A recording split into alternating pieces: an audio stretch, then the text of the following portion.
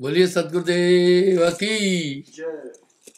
बंधुओं, जेल में जो कुछ भी बना है एक हिसाब से बना है।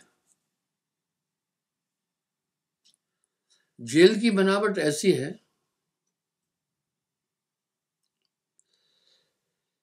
पहली बात तो जेल की संरचना बड़ी जटिल है, कोई बाहर नहीं निकल सकता है।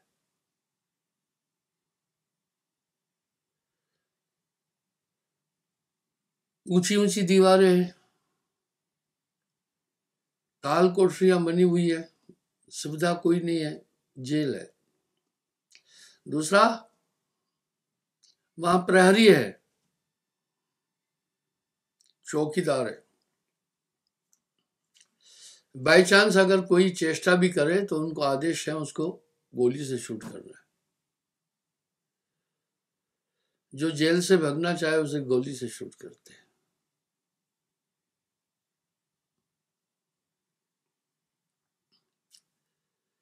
तीसरा, अगर भाग के भी आया ना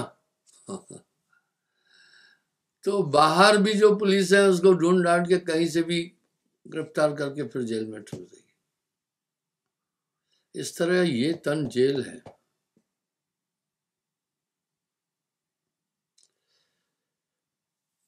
इंद्री द्वार झरोखा नाना, तह देवा कर बैठे थाना। शरीर की संरचना बड़ी क्रिटिकल है। देखिए कि आप विचार करो, एक सिद्धांत में कहीं मतभेद नहीं है। दुनिया के जितने भी क्लासिकल रिलीजन है इस सिद्धांत का प्रतिपादन करते हैं, स्वीकार करते हैं। क्या? आत्मा अमर है। विडंबना, आपकी आत्मा कहीं बाहर नहीं है, शरीर में। ठीक आत्मा के साथ ऐसा व्यवहार है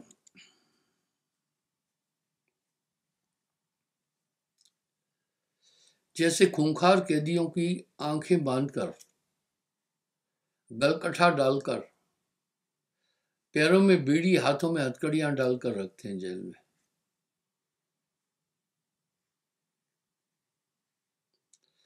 ऐसे ही इंद्री द्वार झरोखा नाना, तह देवा कर बैठे थाना। बहुत से बंधनों से आत्मा बनी है। विडंबना है, आत्मा पता ही नहीं चल रही है।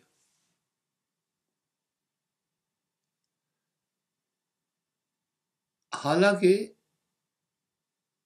आत्मा की व्याख्या जितने भी संसार के प्रचलित धर्म है एक स्वर में एक मत से करते हैं। Nor weapon can cut it, इस आत्मा को शस्त्र काट नहीं सकता। नैनम छिद्राणि शस्त्र है।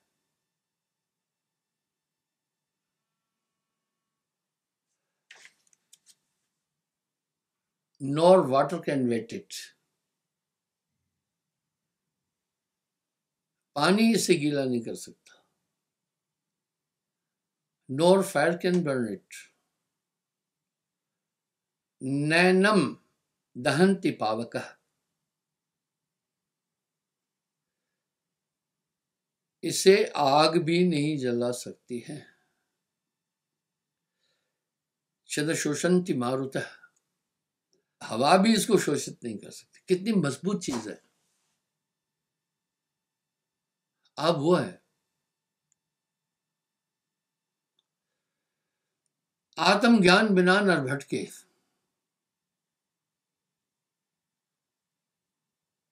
क्या मथुरा, क्या काशी।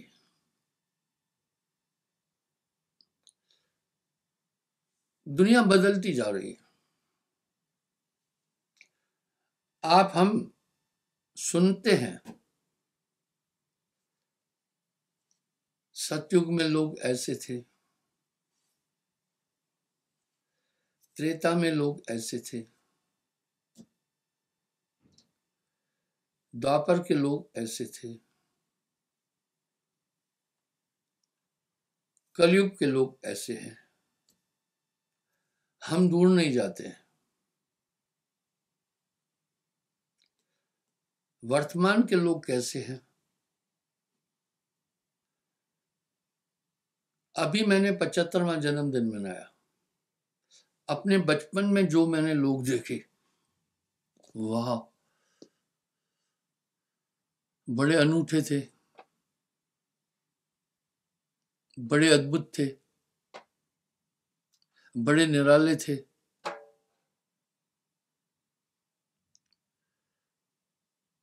बड़े भोले थे। अलग बात है, उस समय भी बुरे लोग थे, डाकू भी थे। एनसीआर में एक गांव है, दिल्ली, जहां अपराधी वृत्ति के लोग बहुत ज्यादा बसते हैं।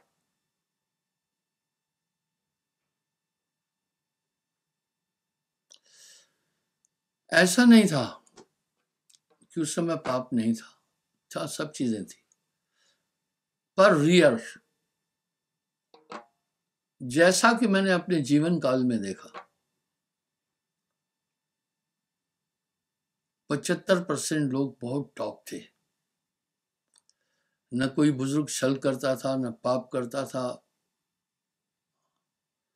न कोई धोखाधड़ी करता था। शांत लोग थे, धर्मिष्ठ थे।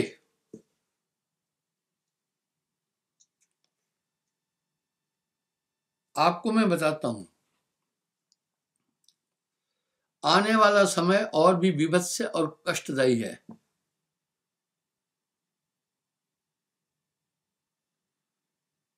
यानी इस छोटे से अंतराल में मैंने मनुष्य को बहुत बदलते देखा।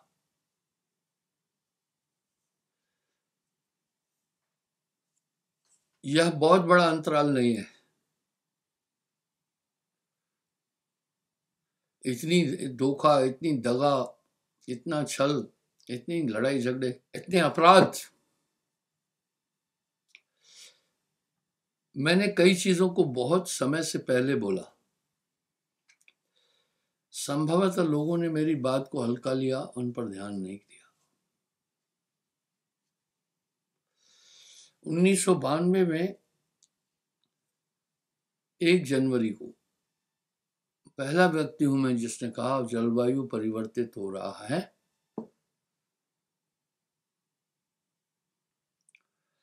मैं जम्मू कश्मीर में पिछले 52-54 साल से हूं।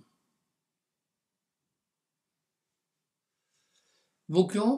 1 जनवरी थी, स्थापना दिवस मना रहे थे, 31 दिसंबर का अखनूर में मनाते थे। जब मैं 8 बजे, 7:30, 8 बजे बाहर निकला, सूर्य की किरणें इतनी तीक्ष्ण थी कि मैं तिलमिला उठा। हमारे बुजुर्ग धूप सेकते थे, अभी कोई धूप नहीं सेक सकता। गर्मी तभी भी थी, ऋतुएं बदल गई थी, और आगे चलकर वैज्ञानिकों ने बहुत बाद में इस पर रिसर्च किया। मैंने आज से 20 साल पहले एक बात कही थी, crime rate of the female will increase highly. अर्थात अभी नारी अपराध भी बढ़ते जाएंगे। आप देख रहे हैं, मैं नारी निंदा नहीं कर रहा हूं। हम सबकी आवश्यकताएं बरोबर है, चाहे स्त्री है चाहे पुरुष है।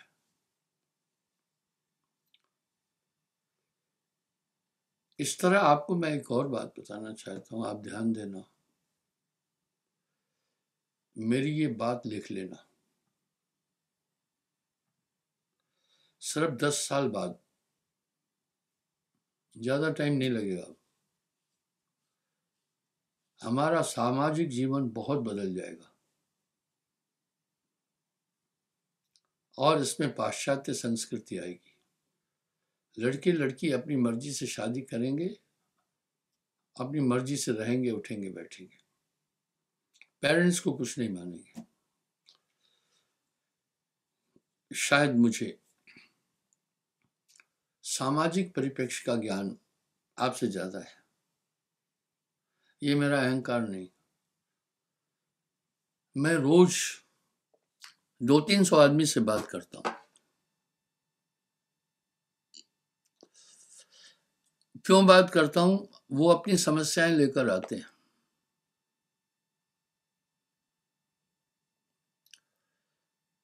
अधिकतर समस्याएं क्या होती है वो आप समझिएगा, और आप आगे सतर्क रहना।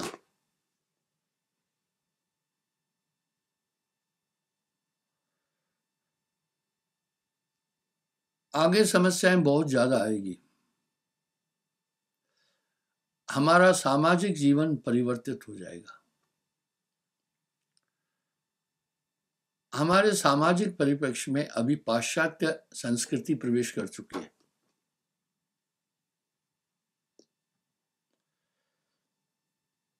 पहले विवाह के लिए कोई लड़की दिखाता ही नहीं था।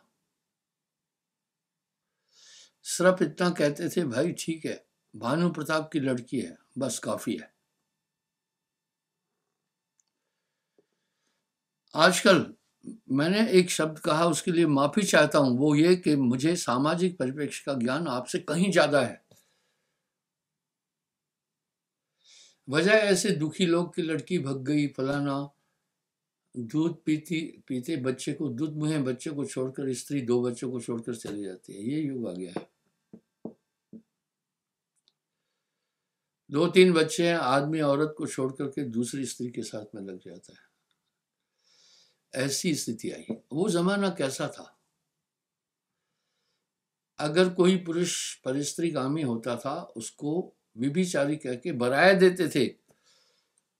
वो बराना क्या था? न शादियों में बुलाएंगे, न पंक्ति में, न रोटी साथ खाएंगे, न कुछ करेंगे। उसको सामाजिक बाइकआउट करते थे, सोशल बाइकआउट। आजकल कोई कोई बच पाता है। माफी चाहता हूं, मैं समाज का विरोधी नहीं हूं। ये सब हो रहा है।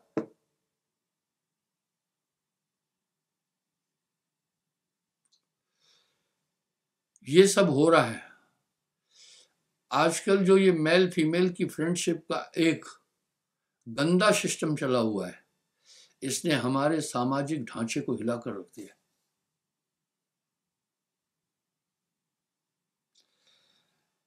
जहां तक सामाजिक जीवन की पद्धति थी, वो भारत में सबसे ऊंची है थी, क्योंकि ये मापदंड हमारे पूर्वज ऋषि मुनियों ने बहुत विचार से बनाए हुए थे।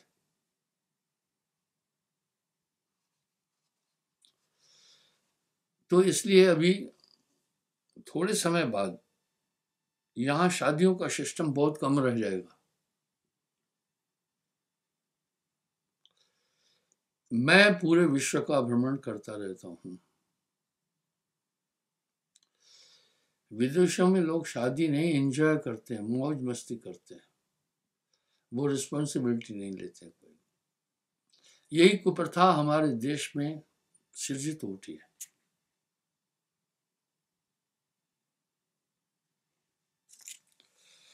पहले कभी भी कोई अपने माता पिता से अलग नहीं होता था। यही तो हमारा जो पारिवारिक जीवन था, उत्तम था। 4-4 भाई हैं, शादी हुई, 4-4 बहू एक घर में रहती थी। अब ऐसा नहीं, एक ही बेटा है अगर, अब माँ बाप बूढ़े हो गए, अपनी स्त्री के कहने से अलग रहता है। मेरे विचार से ये विश्वासघात है। इसलिए हमारा सामाजिक ढांचा खराब हो रहा है। ये मैं क्यों बात उठाई? इससे सतर्क रहना। और बीमारियां बहुत बढ़ रही हैं। आप अपने को सुरक्षित रखें, स्वस्थ रखें। ग्लोबल वार्मिंग के कारण से, जलवायु परिवर्तन के कारण से 3-4 बीमारियां बहुत बढ़ रही हैं। पहला अवसाद, डिप्रेशन, ये बहुत बढ़ रहा है। इससे कैसे बचना? सुमरण जरूरी है। सकल रोग की औषध नाम, आप सुमरण जरूर करते रहना। इससे आप अवसाद में नहीं आएंगे। Second, cancer.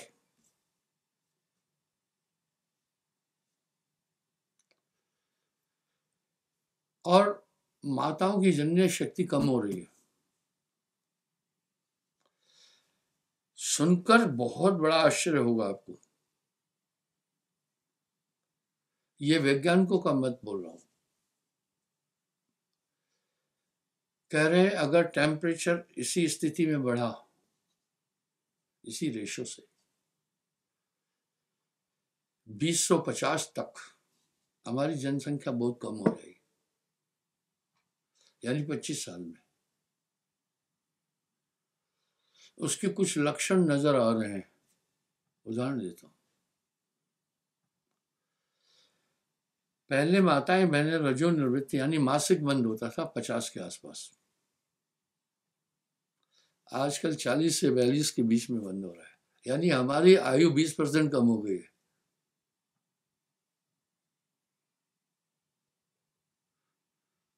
जितने मिसकैरेज के केस आज हो रहे हैं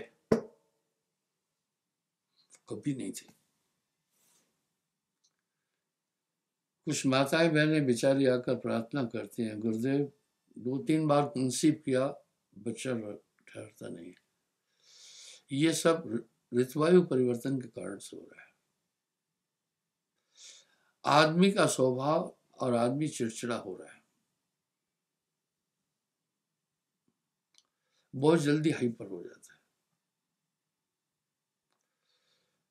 यहां तक वैज्ञानिक लोग कह रहे हैं कि आदमी का ब्रेन 10% श्रिंक कर गया है। अब हम देखते हैं गर्मी के मौसम में आदमी का स्वभाव ऐसे चिड़चिड़ा हो जाता है, आदमी परेशान हो जाता है। आइए वापस मैं पॉइंट पर आता हूं। ये संसार दुखों का विशाल घर है। आप देखो क्या बात है साहब की वाणी की। तंधर सुखिया कोई न देखा, जो देखा वो दुखिया, वाटे वाट हर कोई दुखिया, क्या तपसी क्या वैरागी। दुख बहुत है, आप एक रोना नहीं रोना कि हम गृहस्थ आश्रम में इसलिए प्रभु का नाम के लिए हमें टाइम नहीं मिलता है। आप ये नहीं बोलना, टाइम है, बस आप अपने को समझा ले जाएं और गुरुमुख बने। भाई टाइम है। उदाहरण के लिए आप पैदल यात्रा कर रहे हैं, कह रहे भाई बिजी है, हमें शहर में जाना है। आप पैदल जा रहे हैं, भाइयों बहनों, जब आप पैदल जा रहे हैं तो कुछ ना कुछ सोचते जा रहे हैं कि नहीं, कुछ थॉट कर रहे हैं कि नहीं, बस उसकी जगह सुमरण। आप बस में बैठे हैं, ट्रेन में बैठे हैं, प्लेन में बैठे हैं, उस समय भी तो आपका चिंतन चल रहा है ना। चिंता तो सतनाम की, चिंता तो सतनाम की, और न चितवे दास, जो कछु चितवे नाम बिन वही काल की फांस। आप एक तनाव अपने ऊपर नहीं रखना, क्या करें, हाय बाल बच्चे हैं, घर द्वार हैं, गृहस्थी है, नहीं। गोस्वामी जी भी यहां इसी स्तर पर बहुत अच्छा शब्द कह रहे हैं। कर से कर्म करो विधि नाना, मन राखो जहां कृपा निधाना। बस आप फिक्र रखो, अपने दिमाग में एक चीज सेट करना कि सुमरण से ये आदमी संसार से पार हो जाएगा।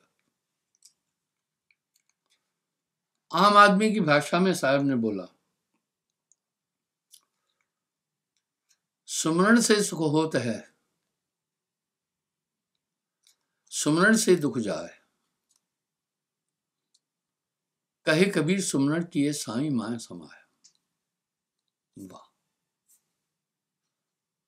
आप सुमरण भूलना नहीं, सुमरण करने वाले में सभी सद्गुण समाविष्ट हो जाएंगे। जप तप संयम साधना सब सुमरण के माँ है। कबीर जाने संत जन सुमरण सम कुछ न। भैया आप अगर सुमरण नहीं कर रहे तो कर क्या रहे हैं? कर से कर्म करो विधनाना, कर हाथों को कहते। मन राखो जहां कृपा निधानो। आप सभी कार्य करें ना। आपको थोड़ी कहा है कि आप बस कुछ नहीं करना और बैठ जाना, नहीं। खावता पीवता जागता सोवता हुआ। कहे कबीर सो रहे माही। एक शब्द बहुत अच्छा कह रहे हैं। और ठाड़े बैठे पड़े उताने। ठाड़े कहते खड़े होने, बैठे कहते बैठे हुए को। ठाड़े बैठे पड़े उताने, कहे कबीर हम उसी ठिकाने। आपको कोई विशेष मुद्रा नहीं बताती है सुमरण के लिए, नहीं बताइए।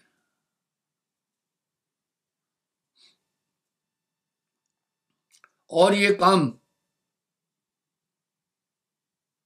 आप बुढ़ापे के हवाले मत करना। बुढ़ापा दुखदाई है। बुढ़ापे का हाल कैसा होगा आप देख भी रहे हैं। मैं उदाहरण दे रहा हूं। हमारे पास 85 गाड़ियां हैं। इन गाड़ियों की सिर्फ मेंटेनेंस में हमें 2-3 लाख रुपए महीने में खर्चा आता है, क्योंकि कुछ गाड़ियां पुरानी हैं। कभी उनका गियर खराब हो जाता है, कहीं कुछ होता है।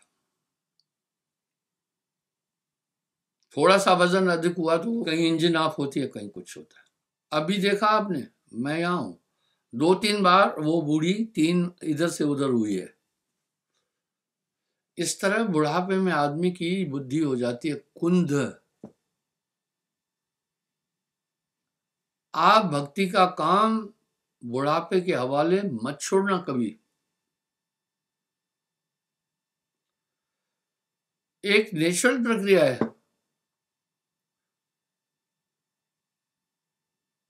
भाई बुढ़ापे में कमर भी कमजोर हो जाती है, आंखें कमजोर हो जाती है, दांत गिर जाते हैं,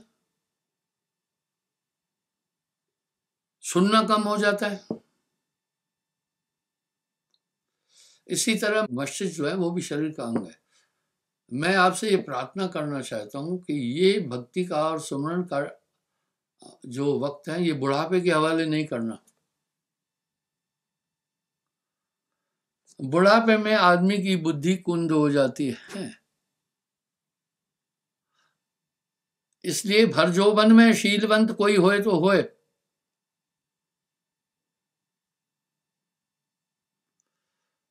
अब साहब क्या करें, भर जोबन में शीलवंत कोई होए तो होए। अगर आप भजन कर रहे हैं ना, मैं आपको सच बता रहा हूं, आपको बुढ़ापा नहीं खींच पाएगा। अगर हमेशा जवान रहना है तो आप भजन करना। हो सकता है प्रथम मेरी बात आपको अटपटी लग रही हो, पर इसमें वास्तविकता है।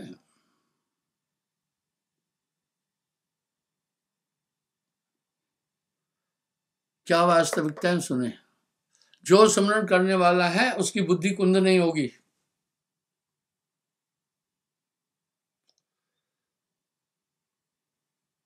आपने मेरे मुख से एक शब्द सुना होगा कि मैं कभी बुढ़ा नहीं हूंगा। अब मैं इसका तर्क देता हूं। बुढ़ापे में सबसे बड़ा असर पड़ता है मस्तिष्क पर, चेतना पर। वो क्या असर पड़ता है? आप यूं कहेंगे अरे पांडे जी के साथ एक जनी जो रहते, देखो क्या नाम है उनका, अरे नाम भानु है, आप काफी दिन से देख रहे हैं दोनों को साथ, पर क्या पूछोगे, अरे भैया हमारी जिभिया पर नहीं आ रहा है, बतावा नहीं कहा नाम है उनका, अरे काहे जिभिया पर नहीं आया, क्योंकि जो मस्तिष्क में मेमोरी की कोशिकाएं हैं वो ढीली हो गई। और अभी क्या हो रहा है मैं आपको बताना चाहता हूं, आप इस पर गौर करो ना,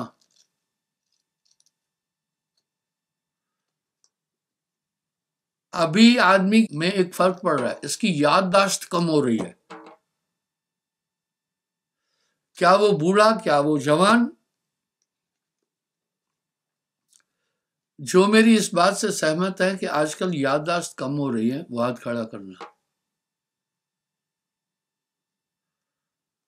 अरे मेरे भाइयों बहनों, आपने हाथ खड़ा टिन्नू राम की तरह तो नहीं किया है, अपने पर अनुभव किया होगा कुछ, इसलिए बुढ़ापे में आदमी हो जाता है डीठ।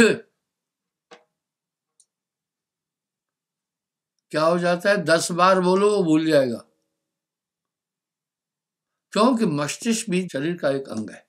लेकिन जो हमेशा इन सबको चलाता कौन है, सुरती, जिसका ध्यान हमेशा एकाग्र है, वो हमेशा चैतन्य है, वो बूढ़ा नहीं हो सकता, चाहे उसके शरीर पर लाखों झुर्रियां आ जाए, कमर टेढ़ी हो जाए,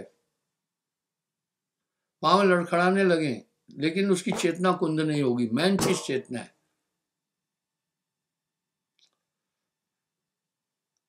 कृपा करके इस तथ्य को अपने दिमाग में रखना, थोड़ा सुमरन बहुत सुख, जो कर जाने कोय, सूत न लगे विलाम ना सहज अति सुख होय। इसलिए आप चलते फिरते खाते जागते सुमरन करना, ताकि बुद्धि पर असर नहीं पड़े। साथ में आपसे एक प्रार्थना करूंगा, माता पिता जो आपके पूर्वज बूढ़े हो जाएं, आप उनके साथ निभाना, वो चिड़चिड़े भी हो जाएंगे,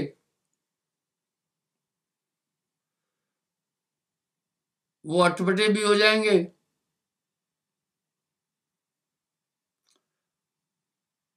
वो अजीब हो जाएंगे। कहावत है, बच्चा और बूढ़ा एक जैसा हो जाता है। यही वक्त है, यही वेला है। आपका मन आपको कैसा धोखा देगा, कहेगा भैया ठीक है, अभी हम बिजी हैं, बिटिया का ब्याह कर लें, उसके बाद अपन भजन करेंगे, यार ये बड़ा जरूरी है बिटिया का ब्याह कराना। मेरे भाई, बिटिया का ब्याह होने के बाद आपको 50 झंझट और मन और माया उत्पन्न कर देगी।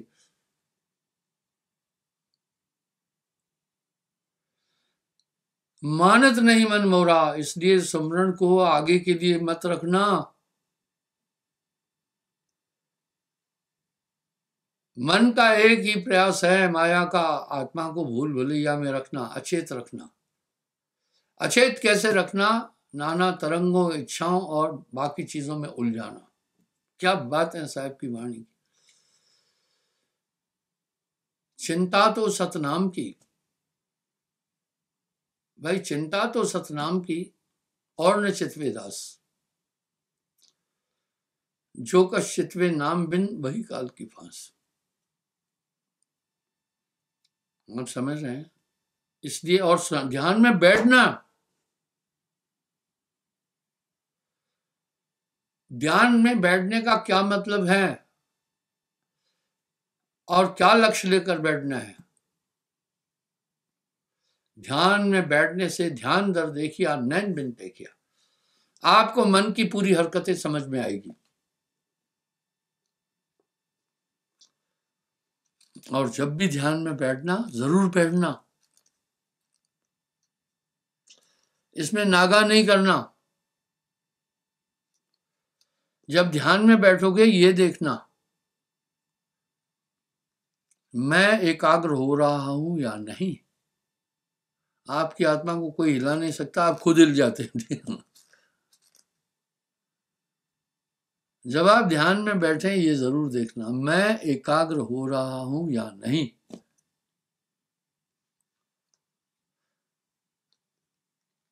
सूरज संभाले कहा जाए, सूरज से देख सखी वह देश, अंदर की दुनिया उसी ध्यान से दिखेगी। दिव्य दृष्टि आपके ध्यान में है। सूरज संभाले कहा जाए, तू ना भरम भुलाए, मन सयार मनसा लहर बह कतर न जाए। जब आपका ध्यान एकाग्र नहीं होता है तो आप उबे नहीं, आप कारण ढूंढो।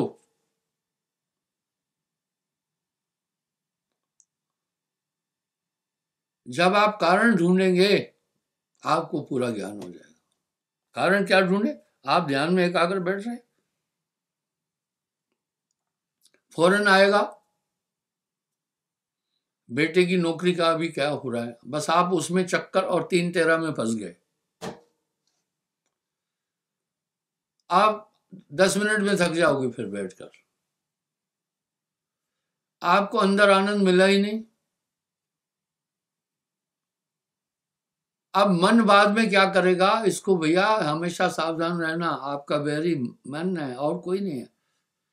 साथ में एक तरंग भेजेगा, अरे अभी काफी जीना है, अभी क्यों परेशान हो, आगे करेंगे, कल करेंगे, बाद में करेंगे ध्यान।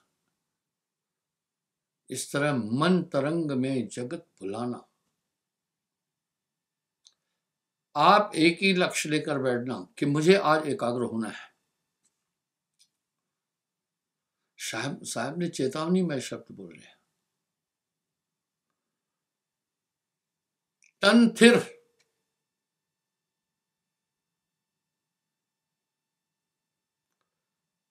तन थिर मन थिर,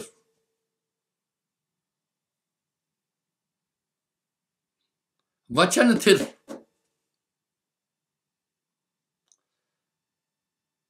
सुरत निरत थिर होए,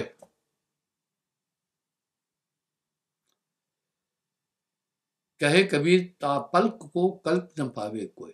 एकाग्र बैठना, अगर आप स्मरण नहीं करें तो उब जाएंगे, थक जाएंगे। बुढ़ापा क्यों दुखदाई है मैं बताता हूं। बूढ़ा आदमी ज्यादा देर खड़ा नहीं हो सकता, जवान लोग 2-2 घंटे 3-3 घंटे खड़े होते, ज्यादा देर बैठ भी नहीं सकता और वो ज्यादा देर लेट भी नहीं सकता, ठीक है, बेचैन रहता है।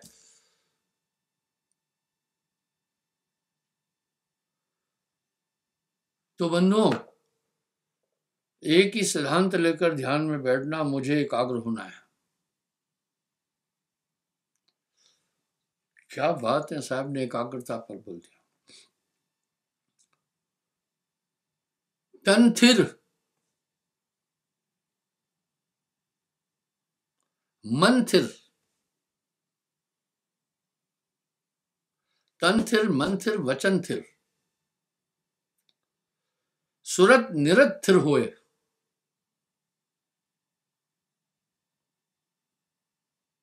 कहे कबीर तापल्क को कल्प न पावे कोई। वाह, अगर सभी चीजें एकाग्र हैं, कल्पांतर की साधना भी उसके आगे कुछ नहीं है। फिर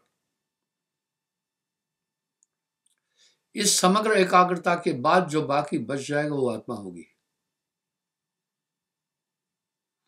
साहब के शब्द बड़े सार्थक है। मन सयार, सयार समुद्र को कहते, मनसा लहर बहे कतो ना जाए।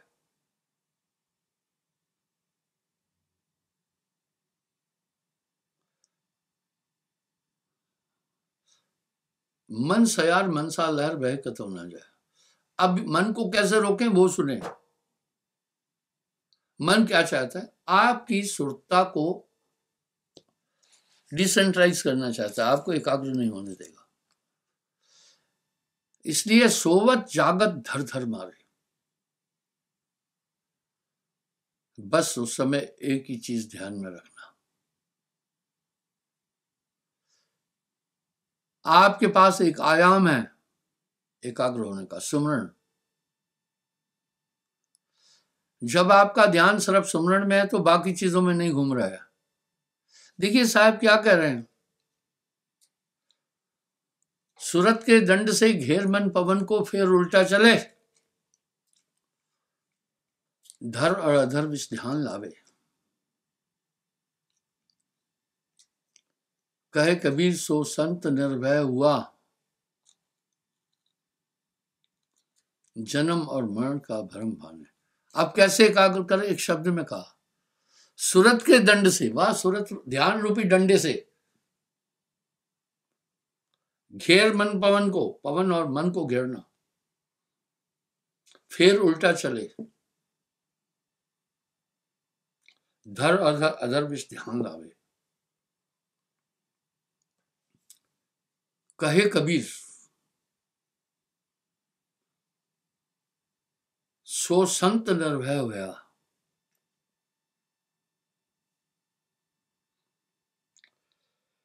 कहे कबीर सो संत निर्भय भया,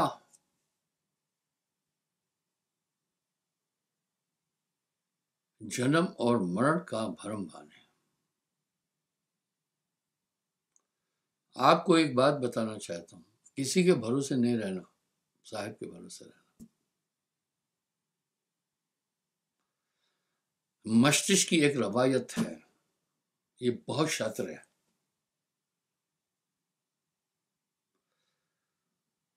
ये सिर्फ अपने विषय में सोचता है। अपने विषय में क्या, शरीर के लिए सोचता है।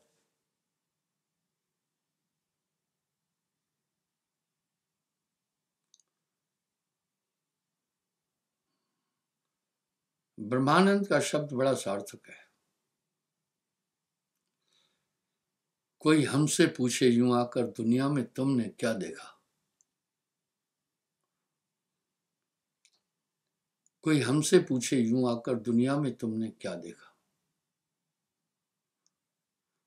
हम बतला देंगे यूं उसको सब मतलब का मेला देखा। हम मतलब के, तुम मतलब के, ये मतलब के वो मतलब के। गुलसितान में फूल खिला, हमने देखा मतलब का। जोगी देखे जंगम देखे, पीले कपड़े वाले देखे, पर गले में उनके हार पड़ा, हमने देखा मतलब का।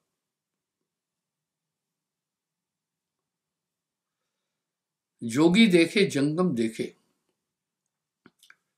पीले कपड़े वाले देखे, पर गले में उनके हार पड़ा, हमने देखा मतलब का। वह दीद दिखा दे तो अपना जो खाली हुए मतलब से, तो ब्रह्मानंद कहेगा यूं आज मैंने खुदा देखा। इसलिए इस दिमाग की रवायत ये है, ये ओनली अपने लिए सोचता है।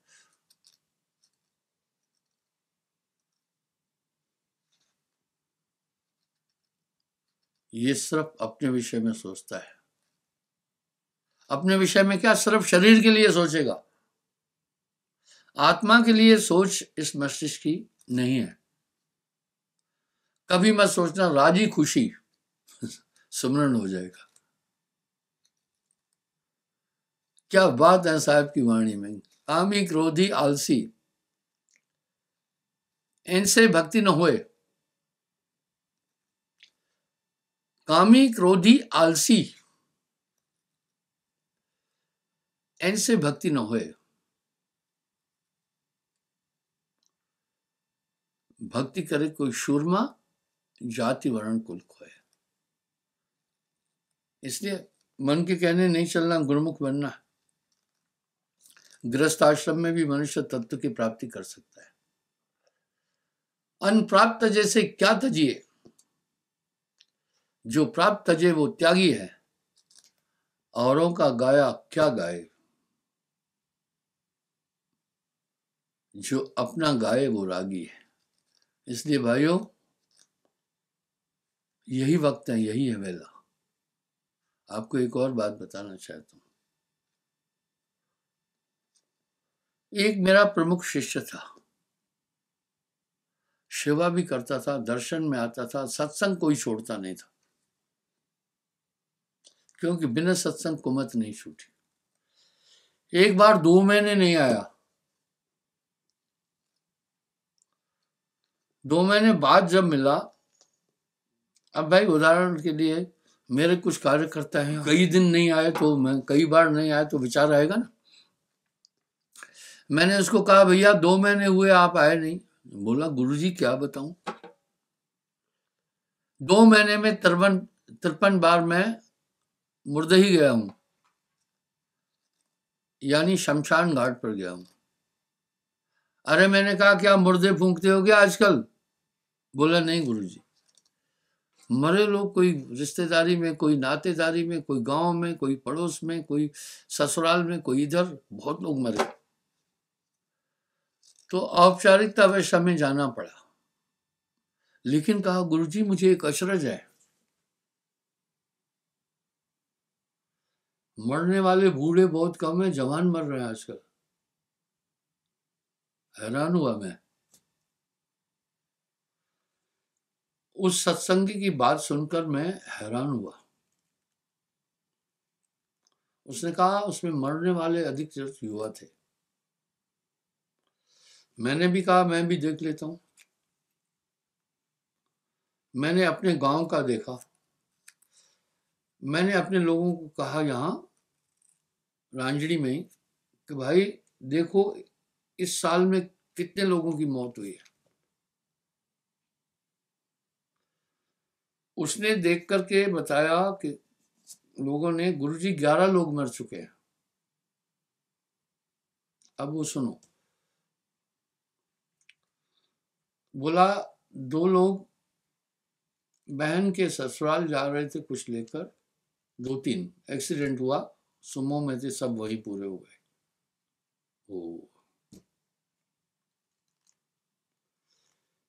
एक फौजी आदमी था, जवान था, वो भी पूरा हो गया भाई। 4। एक सर्पदंश में गया, सांप ने काट दिया। 5। रांजड़ी में सांप बहुत निकलते हैं, इसका कारण है, लेकिन अभी टाइम नहीं है तो आपसे इसकी व्याख्या नहीं दूंगा। उस सब में जितने भी थे 10 जवान आदमी मरे थे, एक डिलीवरी में बेचारी चली गई। बूढ़ा सिर्फ एक आदमी गया था जो मेरा नाम ही था, वो भी हंसते हंसते दुनिया से गया। दिनचर्या मिटाकर घर में आया, जैसे बैठा, आंख मूंदा और शरीर छूट गया था। आप इस भुलेखे में मत रहना कि आगे भजन करेंगे, जीवन का कोई भरोसा नहीं है। यही वक्त है, यही है बेला। चेत सवेरे बावरे, फिर आगे पछताए, इसलिए अभी से चेतना है, सुमरन छोड़ना नहीं है। राजा राणा राव रंग बड़ा जो सुमरे नाम, बलिहारी तय पुरुष की जो सुमरे ने काम। सभी संतों ने जो इतनी पुष्टि की है तो इसमें कुछ वजन है। क्षमा चाहता हूं।